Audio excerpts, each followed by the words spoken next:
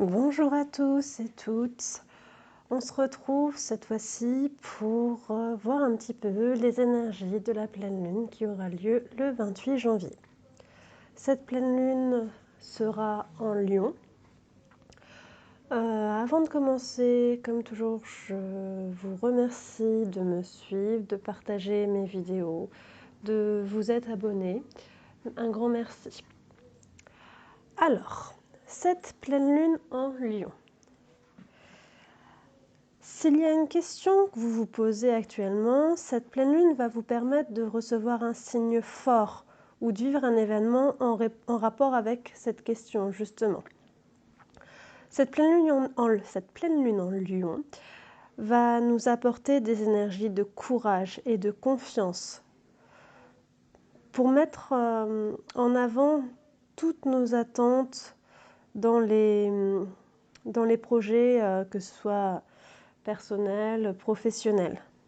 Donc vraiment beaucoup de courage et de confiance. Cette pleine lune, elle va nous permettre aussi, enfin elle nous demande aussi d'avancer avec optimisme, en se faisant confiance. Et justement, cette confiance va permettre de créer d'incroyables synchronicités. Pour aller un petit peu plus loin sur les énergies de cette pleine lune, j'ai utilisé le tarot des déesses, donc qui est ici. J'ai également utilisé, j'ai pris 2 messages du petit oracle des anges. J'ai utilisé l'oracle de la mission de vie. J'ai utilisé le tarot des anges gardiens. Et j'ai pris aussi 2 cartes de la sagesse divine des animaux. Donc nous allons commencer par le tarot des déesses. Alors, le 17. Là, on a cette carte symbolise les Pléiades, c'est-à-dire les 7 filles du firmament.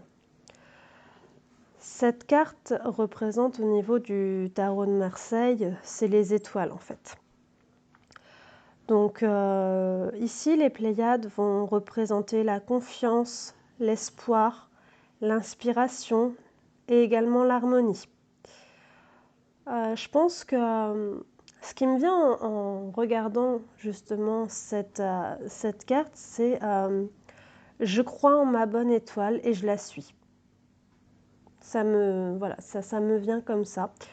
Donc là, avec cette carte, on a vraiment l'idée de paix, de sérénité. C'est vraiment une carte très très favorable. Nous avons ensuite le 8.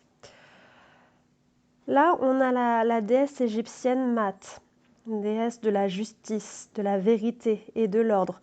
Donc pour voir au niveau du tarot de Marseille, ça représente la justice. Là, avec cette carte, on a vraiment une idée d'équilibre, comme on voit là avec la balance, mais également de stabilité, d'impartialité.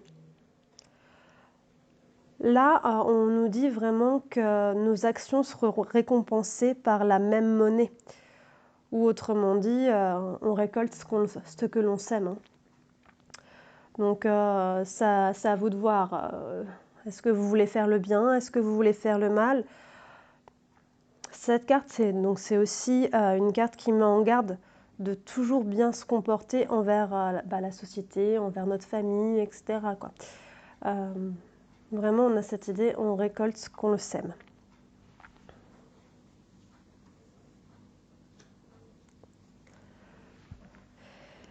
Ici, nous avons Hébé, la servante des dieux grecs. Là, ça représente le valet de coupe. La coupe, c'est plutôt tout le côté des émotions. Là, on voit que Hébé tient la coupe contenant le nectar de la jeunesse éternelle, là, ici. Là. Cette carte doit être vue comme une incitation à l'action. Mais attention, elle vous invite aussi à suivre votre intuition. On a... c'est le cœur qui dirige toujours la raison. Il faut vraiment que ce soit toujours le cœur qui dirige la raison. Votre intuition est capable de vous guider dans la bonne direction.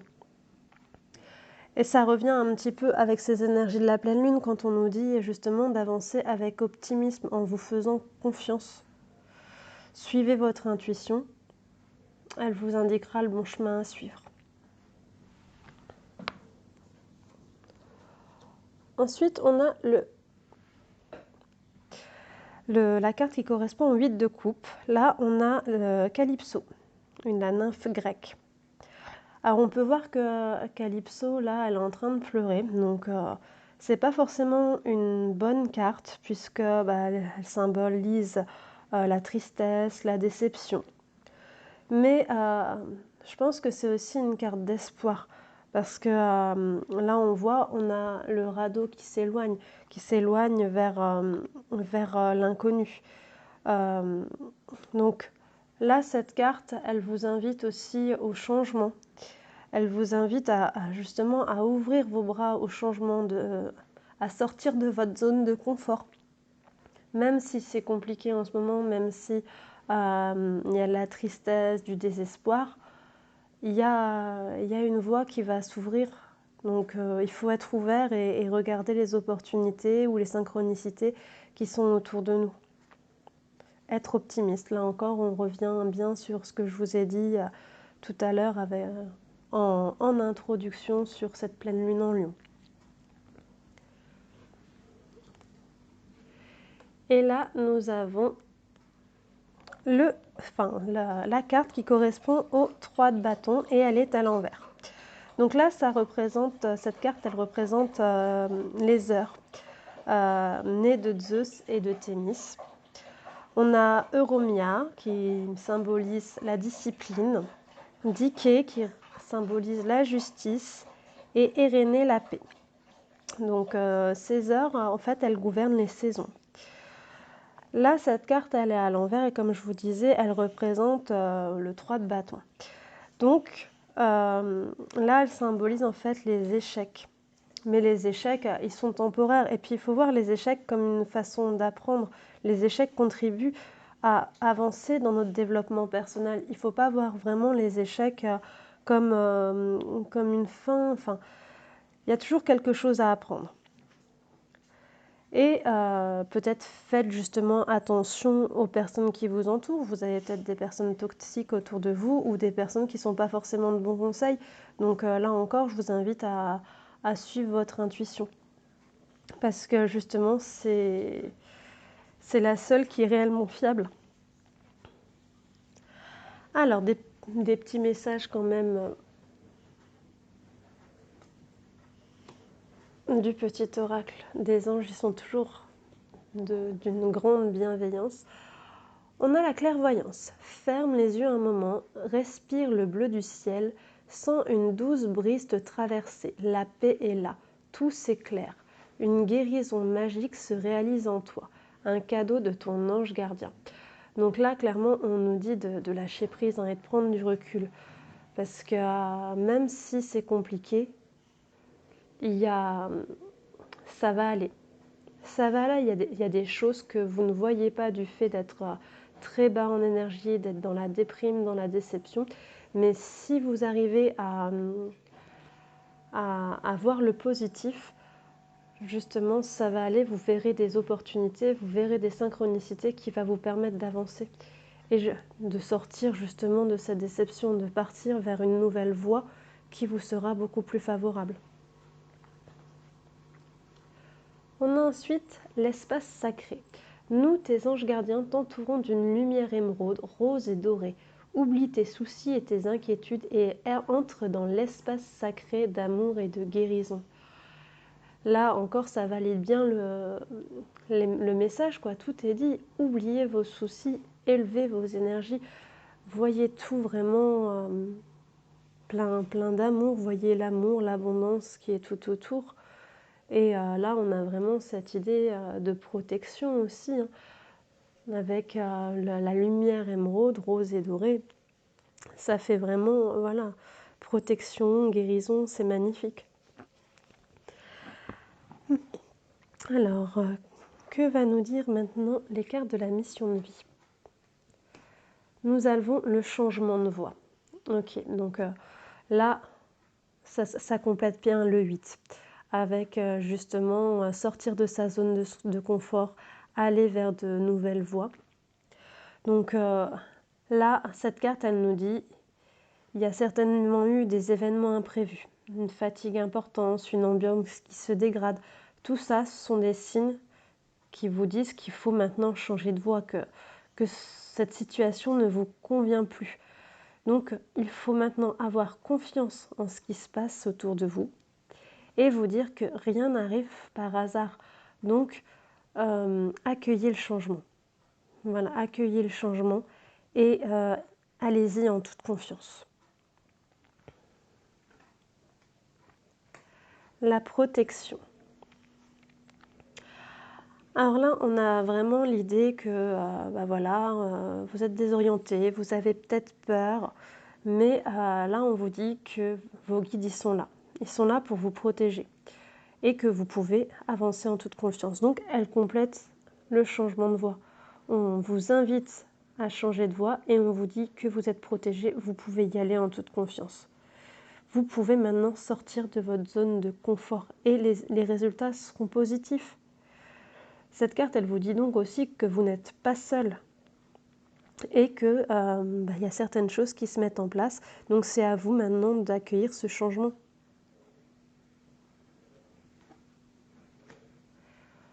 On a également le manque d'ancrage. Ce n'est pas trop étonnant vu la situation actuelle parce que l'ancrage, c'est le moment présent aussi. L'ancrage, c'est le chakra racine. Et en ce moment, on a plutôt tendance à regarder vraiment vers le futur, à avoir peur du futur. Et donc, on ne profite pas du moment présent. Et là, du coup, on a un manque d'ancrage et ça bloque. Tout bloque. Ça nous met dans une énergie de stagnation et de passivité. Et donc là, on nous invite vraiment à prendre du recul, à méditer et pour justement se réancrer, pour pouvoir vraiment voir avec positivisme la vie, quoi.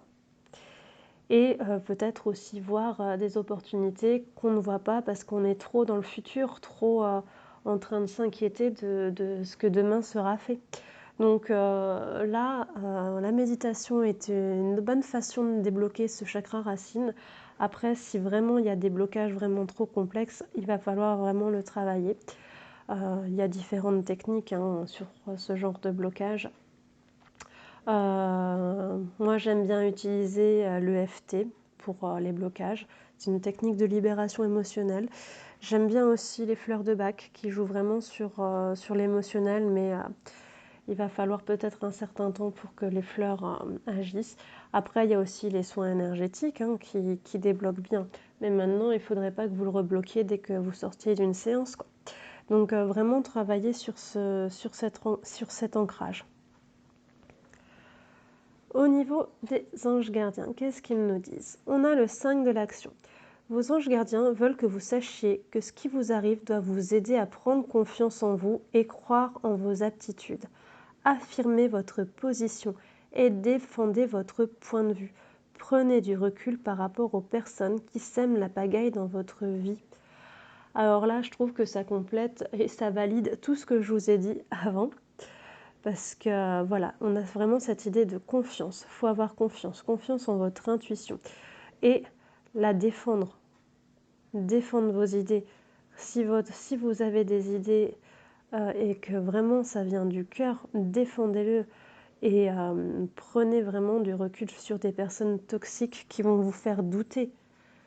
Essayez vraiment de vous éloigner de ces émotions de peur, de doute, parce que justement, ça vous fait mettre dans cette stagnation, vous avancez pas, la peur, elle vous fige, quoi.